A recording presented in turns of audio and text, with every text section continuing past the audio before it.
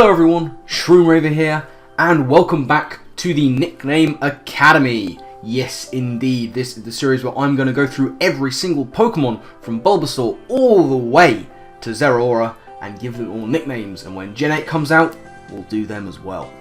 Now, last we left off, we had just done Arcanine, but before we get into this episode, there was a comment on the last video from, or actually the second to last video, I believe. I can't remember which one actually. There has been a comment on a recent video from one of my best friends in the world, Ellie, you may know her as Charlie or 8-Bit Insomniac or many other names, because we discussed Parasect and I mentioned my nickname at university playing into that, and she said that she wants the story behind that, and it's a nickname series, so you know what, why not? I'll give you the broken down version of my own nickname, which at university was Rave, which is a misnomer. I don't rave, look at me. I mean, really.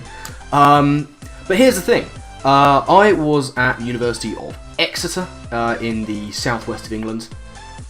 And in my first year at university, as many people do, I lived in a university hall of residence with a bunch of people, which was nice, on a long corridor, each person to their own room. And I wasn't the only Dave who lived on that corridor. There was another one. Now, apparently the fact that this guy is Chinese was not enough to tell us apart, it would seem. Two Daves, far too confusing. Even though we called the other one by his surname. I don't know. Anyway, within literally like 2 days of being at uni and having this terrible confusion over two people called Dave, one of the girls on the corridor looked at me and went, you're now going to be called Rave. And I thought, alright, that's not going to stick. And now, several years later, my best friend from uni, his mum calls me Rave.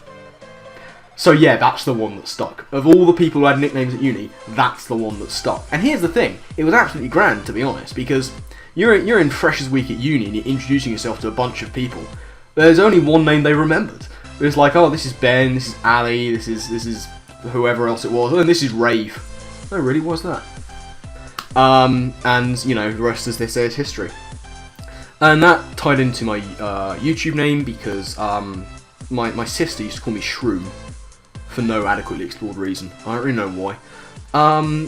But that's where the name came from. I was sat watching my friend play Tomb Raider on Xbox, and they were like, you should make an Xbox Live account. I was like, yeah, sure, what am I going to call it? You're playing Tomb Raider. I have to Shroom. Right, that'll do. Shroomraver, done.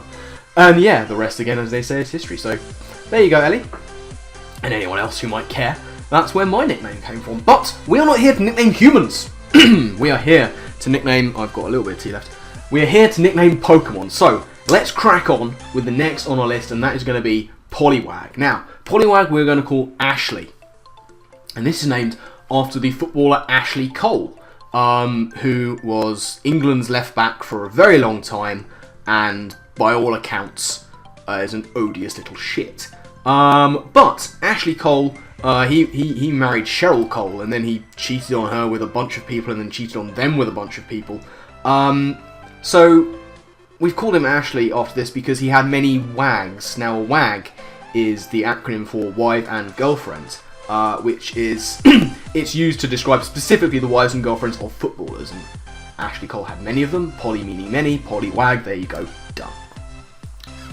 Moving on to Poliwhirl, and this one is a little bit more simple. It is called Soap. Why is it called Soap? Well, the Pokédex entry states that Poliwhirl is covered, slimy fluid covers its body, which lets it slip out of the clutches of any enemy, much like a bar of soap. You know, you're clutching it, it's like, it's gone. So yeah, there we go. Poliwhirl is just quite simply called Soap. Poliwrath is next, the final evolution, and this is one I've decided to call Captain Hammer. Now, who is Captain Hammer? Well, Captain Hammer is a character in a YouTube web mini-series called Dr. Horrible's Sing-Along Blog. Now, if you haven't seen this, I strongly urge you to watch it. It is fantastic. You may remember way back when I started this series in Season 1, the first episode was based off of Dr. Horrible's Sing-Along Blog. It's got Neil Patrick Harris, it's got Nathan Fillion, who plays Captain Hammer. It's got, oh god, I've forgotten her name. Oh no, what's her name? Felicia Day. And it's also got Howard from The Big Bang Theory. It's a fantastic series, and Captain Hammer is the hero. And he's big and muscular, played by Nathan Fillion, and he wears these big white gloves. And Poliwag just reminds me of Captain Hammer, so that's why we've gone with it. Next up, we have Abra. And no, I'm not going to call it a bra or underwear. We've all done that. No, Abra is going to be called Crypto, which is a much stupider name for a much stupider reason. Abra is not only a Pokemon, it's an app for buying, storing, and investing in 28 cryptocurrencies in one place. And no, I am not marketing for Abra, but if you want to sponsor me, you guys go right ahead. But yeah, it's an app for cryptocurrency, so I just called Abra Crypto. Abra, of course, evolves into Kadabra. Kadabra is going to be called Infogrames, which I think is the pronunciation of that. Infogrames is a games company, and they released a game in 1990, a platformer called Alpha Waves. Never played it, hadn't heard of it until I did this research, but Kadabra, in the Pokédex, it does say that it emits Alpha Waves. So, much like Infogrames, who effectively emitted by releasing Alpha Waves. There you go, done. Finally, in that evolutionary line, we have Alakazam, who is going to be called kind of ironic. Because there's that song Ironic by Alanis Morissette, you know, the one where actually most of the things in the song aren't ironic at all, they're just unfortunate. Sort of stealing lines from Ed Byrne's stand-up here. Go and watch Ed Byrne do stand-up, he's funny. But yeah, that song Ironic, one of the lines in that is, it's like 10,000 spoons when all you need is a knife. Again, not ironic, watch Ed Byrne. But Alakazam has more than one spoon. You ever need one spoon. You only ever use one spoon at a time. And Alakazam has two. So yeah, it is kind of ironic. He's got too many spoons. And this one also works for the Mega, of course. The Mega, of course, has 5 spoons, which is ridiculous. It's far too many spoons. No one's ever going to use 5. If you're going to use 2, I could see it maybe. You know, for, I don't know, stirring salad or something. But 5, you only got 2 hands. It's ridiculous. So there we go, Alakazam, bit of a rant. Now, moving on, we have Machop. Now, Machop is going to be called Nando's. I love me some Nando's.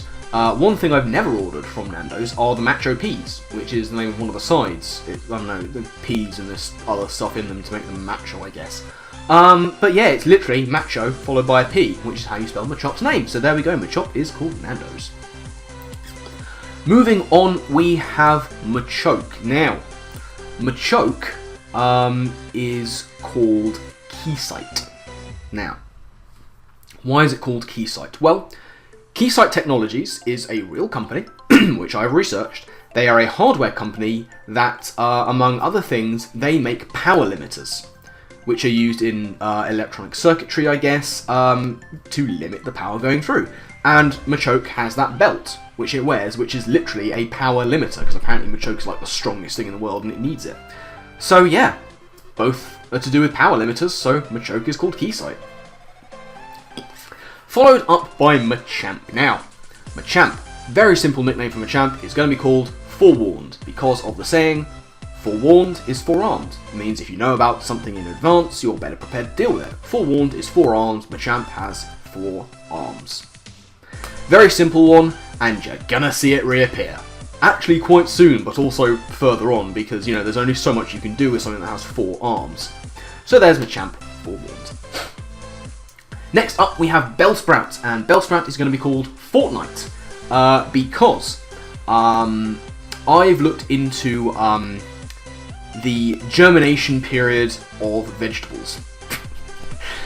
Things you never expected me to say for 500 points, please. Ding! There we go. But the sprouting time for bell peppers is 2 weeks, which is a fortnight. It takes about 2 weeks for bell peppers to sprout. So for the bell sprout, it takes 2 weeks. It's a fortnight. There we go. Done. Next up, now, Weeping Bell. You will notice that it's another one of those crazy ones where the nickname is a link. It's a bit.ly link that I am not going to try and pronounce because it doesn't have a pronunciation. This bit.ly link, if you follow this, will take you to Tenor, which is a GIF site, and it's GIFs. It's weird, alright? It sounds horrible. It's GIFs of Kristen Bell, the actress, crying, either in her, but it's not like someone's, you know, caused her sadness. It's either when she's in like her movies and her character's crying, or she's like accepting an award for which she's won many, I assume, and she's crying because of that, which is fair. So yeah, it's GIFs of Kristen Bell crying, so it's Weeping Bell, I guess. Weeping Bell. There we go. Done. And speaking of dumb nicknames, here we go. Victory Bell. Now, Victory Bell is going to be called UCLA-USC. Why is it called that? Well, this is named after a college football match, I believe. The UCLA Bruins versus the USC Trojans is I think it's college football rivalry match. In fact, it's definitely a college football rivalry match. A big rivalry match between these two teams. That acronym is what's used for the game, and because it's a rivalry, they play for something, and the prize they play for is the Victory Bell. Victory Bell. There we go.